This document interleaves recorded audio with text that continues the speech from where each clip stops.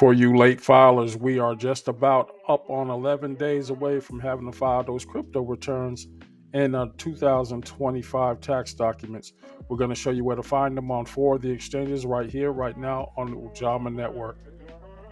On Coinbase, let's go ahead and go to your icon, or actually your profile icon, that is, and we want to go to settings. And right on the backward side here, you're going to say see more.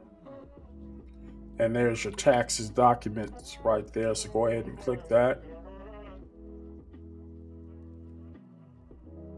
And from that page, what you'll have up are your latest 1099 DAs for forms for 2025.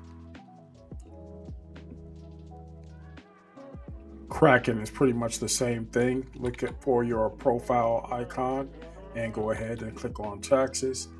Once there, scroll down to the bottom. There's your tax forms for 1099 DA. Go ahead and print it off as a PDF or just download it. For Uphold, what you're going to do is click on your activity icon, then select the documents view in the activity column, and you're going to have your tax summaries for 1099 DA 2025 right there. And finally, for Robinhood, go ahead and select account from the menu bar, and there is your tax center icon. Select that.